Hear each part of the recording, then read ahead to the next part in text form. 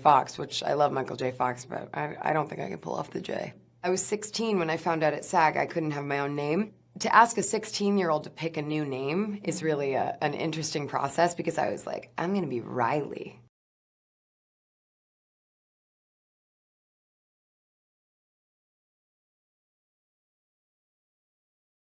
People are making bets left and right. Who will make it to the Sweet 16, the Final Four? Who will go all the way? Well, if you want to go all the way, why not try Tinder? The app is in the news because they're mailing free COVID tests to people so they can be safe before going on dates.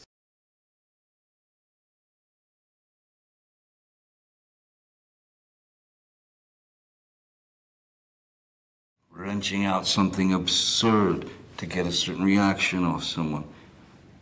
So basically what I'm saying is like, you had the opportunity to try anything. I'd been on the Orient Express before, and it's...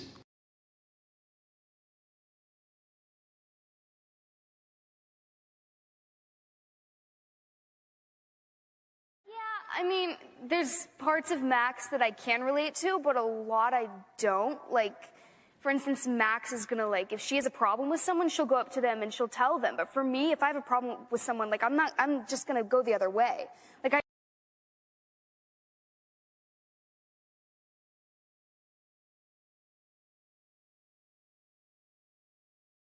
I think everyone will have their own interpretation of why the Terminator is, fun to watch and why people like to watch Terminator movies. My interpretation is that, and the way I acted.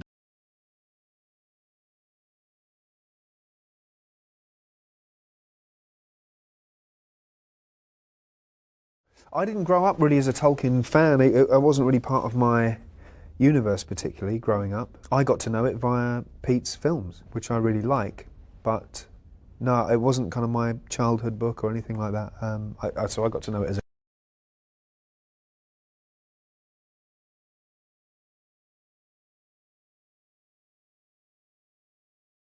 I'm so grateful to work with Soph. She's such an incredible filmmaker, and also she's been my friend for so long. She's known me since I was 16. So she's seen every boyfriend and every this and every that. Like, she knows me so well.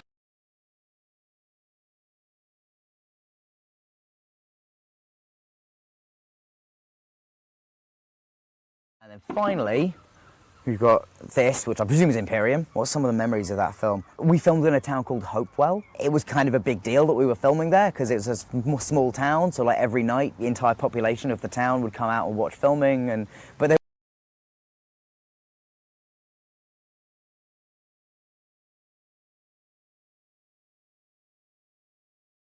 stories, you really get to see who he is once he's tested, once he, and his mission, it's actually a very English mission.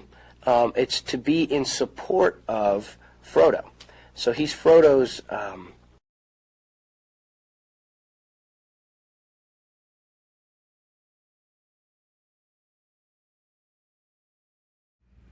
I know everyone around me can't understand why I don't want what everyone else thinks that I should want and which is being handed to me, but I really just want something more. I want something else. Like, this doesn't.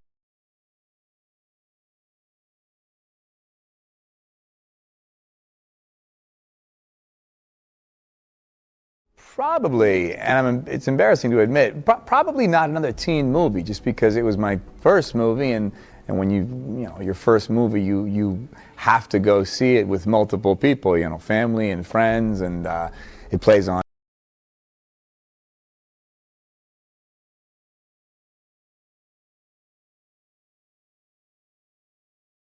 That was really critical and important to me is not try to just do the old movies again. Yeah. I was like, to take into consideration the time and to take into consideration how the characters would have grown. And the reason it took so long is because I didn't want to.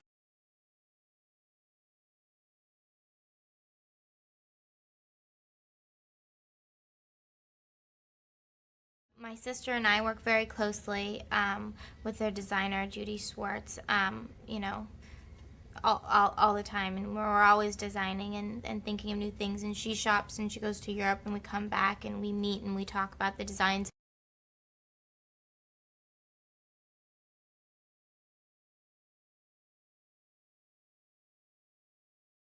I wish for the next generation of women that there's fewer expectations put on them and that they can just pursue their inner selves. I think it's been such a long time that we haven't had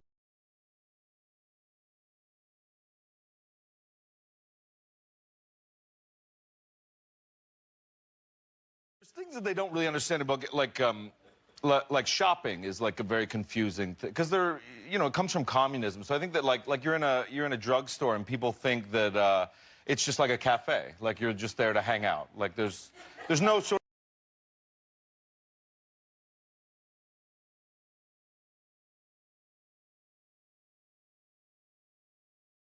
I consider myself a veteran of sorts, and I've made somewhat of a study of this. Tell me if I'm wrong.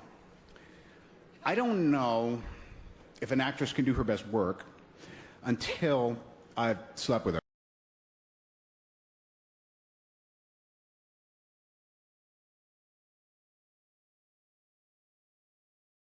And they said they wanted to do like a horror-themed one, and like they had big ideas for like these really big pranks that like no one's ever tried to do before, and having two people involved at the same time. That was their big game, having two people join forces in a way, or like try and like see how they interact.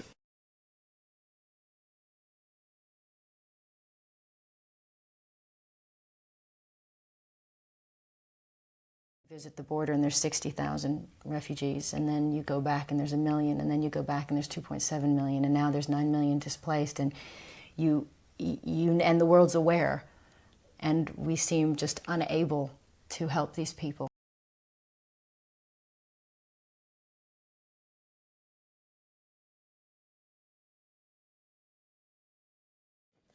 And honestly, like right now, we were just talking about this backstage. There's like not, you know, there's this Mr. Rogers documentary that just came out. That's fantastic. And there's like I don't know.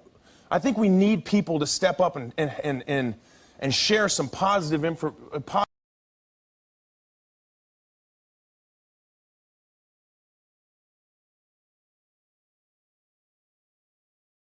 It was wonderful to connect with my inner elf, if you like, to come back to that inner elf. You know, the fluidity of the movement of the character, the sort of simplicity and ease with which they carry them.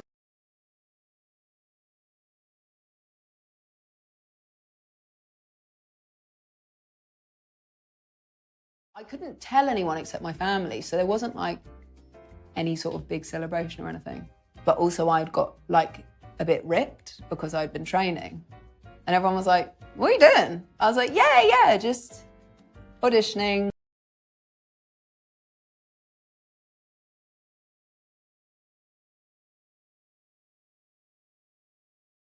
It's lovely, and it's beautiful, beautiful country, really stunning, and lends itself so well to being a backdrop. It could look like so many things. It could be out space, it could be back in time, and it looks beautiful.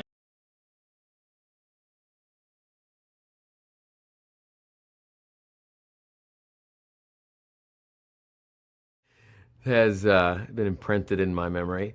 That was pretty fun. Gosh, there was a ton of stuff. I love it when Chris picks up a guitar and earnestly sings to Liz and pours his heart out, and it's just not.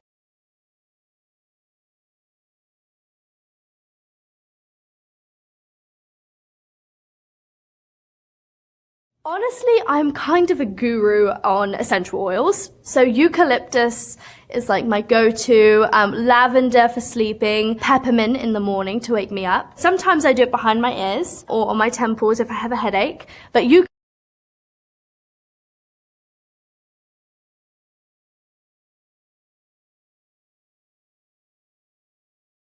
I think that, you know, I read this novel when I was 14 years old, and I remember it being a sort of a traditional romance story.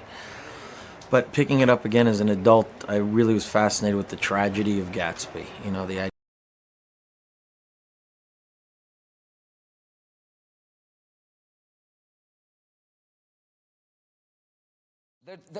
idea. They're incredibly intricate to learn. First of all, it takes a long time to learn the choreography because they're essentially like dances, and because you are actually whacking away at each other. You have to be.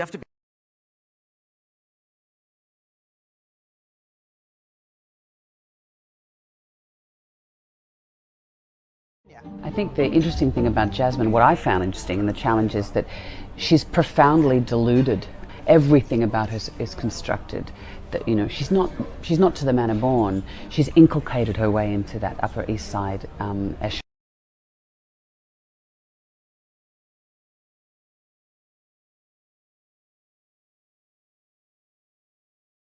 Not only the entertainment industry, but on merchandise everywhere. I can't escape Minions for some reason. I see them in my sleep now because they fill the internet and my mind.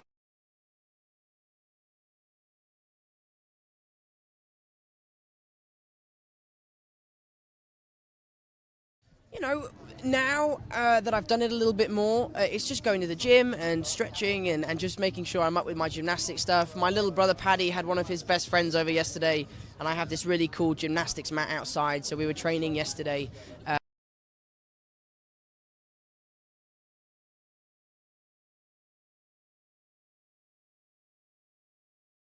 And I'm not a great looker into the future.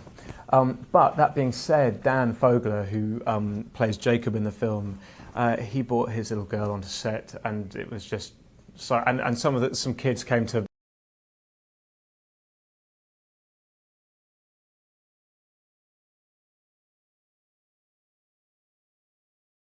Yeah, no, bizarre, really. It's because, you know, you're working intimately with these people for 6-7 months, and then you're like, okay, bye guys. It's like summer camp, you know, and then you see them a year later and you're, oh my gosh, they're all at that.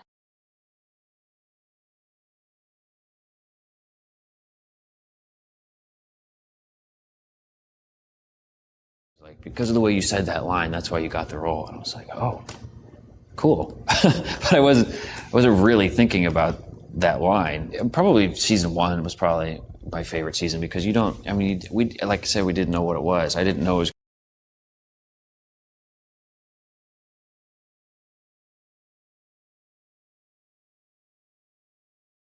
I think it was someone said it online and it spread like wildfire to the point where people have asked me, or, you know, oh, so your DJ name's DJ Frodo, or are you DJ Frodo? And I've had to constantly tell people that that's not my DJ name, which...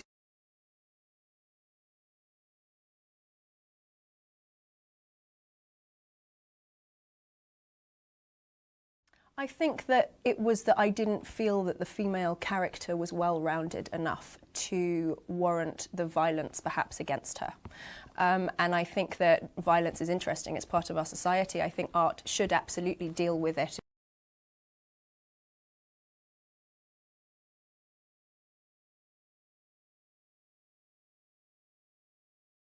So I didn't so much mind that aspect of it. As a role model, not really, considering that I'm eventually going to be playing a villain. So I hope really, you know, children aren't really going to look up to.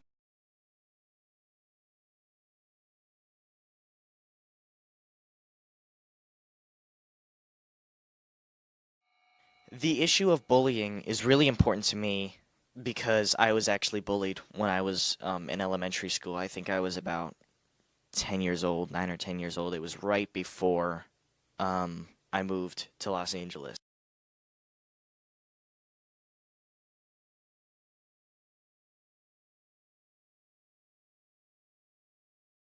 I think that it's going to sound strange, but I think that actually like one of the best things that ever happened to me was to not have any kind of early success. When I first started auditioning, I auditioned for 2 years without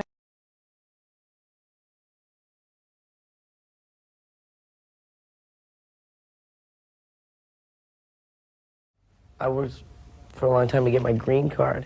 So people say to me, when are you going to become a citizen of, you know, an American citizen? And I just can't even think of it. You know, I'm a Canadian. My parents are Canadian, my family's Canadian. You know, I'm real proud of the fact.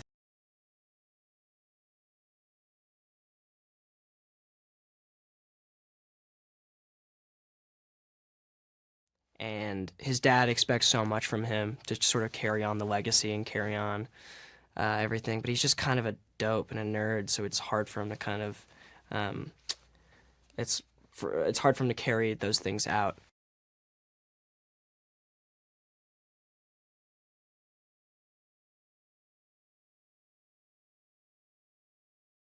I think he wants a place to call home. He wants to belong, and he was told that he was brought up with the expectation that he was a king. He was born to rule, and he's trying to.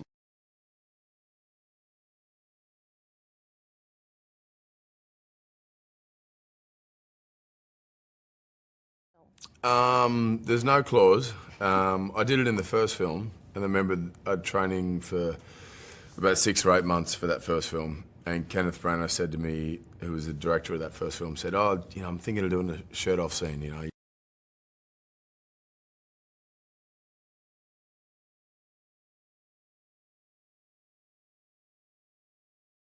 So now, more than ever as graduates and kind of given the current state of the world, I think it's really important to keep your foot on the gas and to really go after every single opportunity to make your own